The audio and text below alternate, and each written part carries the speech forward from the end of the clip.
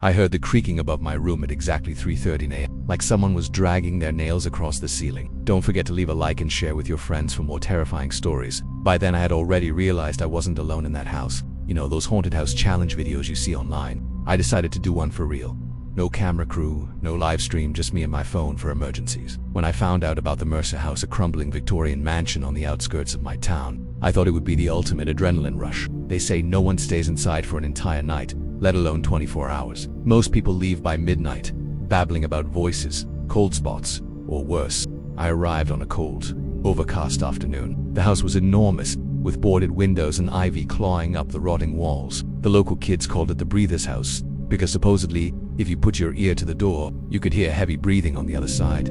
I laughed that off. When I stepped inside, the smell of mildew and something sour immediately punched me in the face.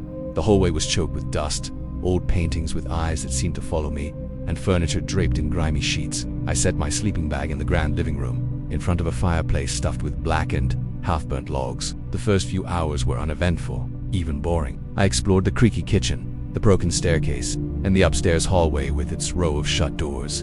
It wasn't until sundown that I felt it, a sudden, biting cold, like stepping into a freezer, except it pressed against my skin and settled in my bones. I tried to rationalize it. Old houses are drafty. But then I heard footsteps upstairs, slow, heavy, measured. I froze, holding my breath. The steps moved above me, back and forth, and then stopped directly over the living room. I looked up, half expecting to see someone's face pushing through the rotten ceiling. I decided to ignore it, telling myself it was the house shifting. I turned on a small lantern and sat down to read a book I had brought, desperate to distract myself. At around midnight, I heard the whispering, soft at first, like the wind through leaves, but soon it grew clearer. It was a woman's voice, echoing down the hall. I stood, my legs shaking so badly I nearly collapsed. "He's coming." I thought about running, but my stupid pride kept me rooted. I moved toward the hallway, my breath fogging in the icy air. I grabbed my phone and turned on the flashlight. The walls seemed to pulse, and shadows shifted just beyond my light's reach. I whispered into the darkness, "Who's there?" Silence. Then, a loud bang from upstairs. I crept up the stairs, each step groaning under my weight. Something had fallen, or maybe had been thrown. At the top I saw a door ajar, at the end of the hall, the same door that had been closed all evening. I pushed it open slowly. The smell hit me first.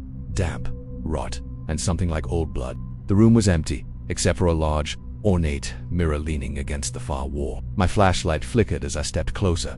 In the mirror I saw my reflection, and behind me, a tall, dark shape. No features, no face, just darkness, like a man-shaped void standing inches from me. Nothing. When I looked back at the mirror, it was gone. But the reflection of my face, it was wrong. I spun around. My eyes looked sunken. My mouth was twisted into a cruel grin I wasn't making. I stumbled backward, heart hammering so loud it echoed in my ears. That's when I heard it again. Breathing, slow, heavy, wet breathing, coming from everywhere and nowhere at once. I bolted down the hallway, nearly slipping on the dusty floorboards. "He's here."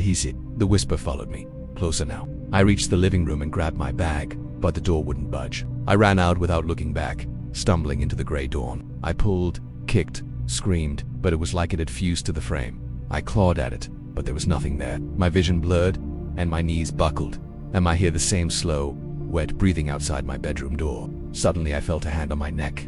Cold, thin, the grip tightened, pulling me back. Then, as if it had never happened, the pressure vanished.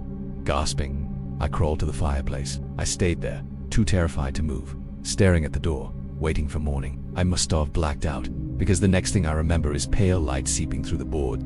The door was ajar, like it had never been locked. When I got home, I noticed deep red scratches on my neck for thin lines, like claw marks. I tried to tell myself I imagined everything, but the marks, they're still there. And now, even weeks later, every night at 3:13 a.m., I don't know if I really made it out of that house, or if part of me is still there, waiting in the dark. If you enjoyed this scary story, please consider subscribing to our channel for more spin-chilling tales.